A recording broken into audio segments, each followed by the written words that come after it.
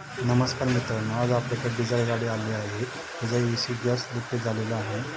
Gas leakage होण्याचे कारण म्हणजे ह्याचा बंपर नॉर्मली टू व्हीलरला चिटकल्यावर हॉर्न कंडेन्सरमध्ये घुसला. त्या हॉर्न घुसल्यामुळे ACचा गॅस लिकेज झालेला आहे.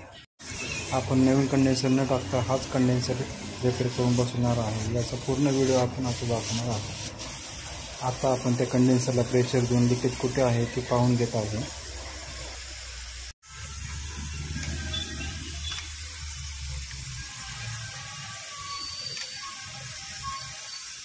नेमके लिकेज कुठे आहे पाहून घेतल्यानंतर गॅस वेल्डिंगच्या सहाय्याने आपण ते लिकेज काढणार आहे.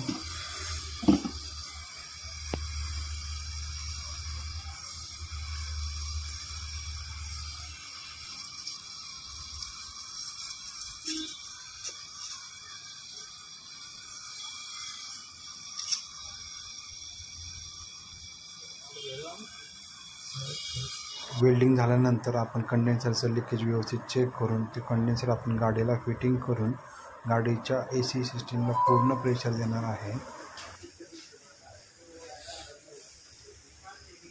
थोड्या वेळ प्रेशर होल्ड ठेवून गॅस चार्जिंग करणार आहे. शेवटी गॅस भरल्यानंतर गाडीची कूलिंग एकदम व्यवस्थित आलेली आहे.